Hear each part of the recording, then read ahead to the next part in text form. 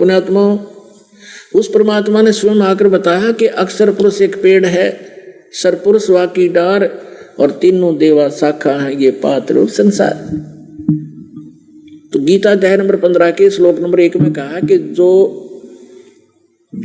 संत, जो व्यक्ति संसार रूपी वृक्ष के इन सभी पार्ट्स को बता देगा, छंद को बता देगा, स वेदविद, तो तत्वदर्शी संत। उसके पश्चात 15वें अध्याय के 4थे श्लोक में कहा, उसके पश्चात परमेश्वर के उस परम पद की खोज करनी चाहिए। जब तत्वदर्शी संत मिल जाए, उस तत्व ज्ञान से गीता अध्याय नंबर 15 के श्लोक नंबर 1 से 4 का निष्कर्ष दास बताने जा रहा है। तीसरे में कहा है कि उस तत्व ज्ञान से इस अज्ञान रूपी गुत्थी को काट कर, समझ कर, उसके पश्चात परमेश्वर के उस परम पद की खोज करनी चाहिए, जहां जाने के बाद साधक फिर लौटकर कभी संसार में नहीं आते।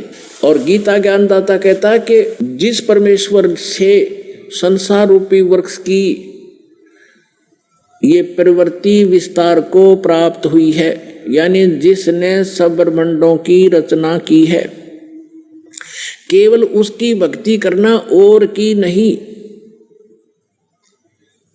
अपनी भी भक्ति को मना करता है, तुझे मोक्ष चाहिए, वहां जाना चाहता है, जहां जाने के बाद लौटकर साधक फिर संसार में कभी नहीं आते, उसके विषय में कहता है फिर तो उसी की भक्ति करनी है और को इष्ट रूप में नहीं मानना।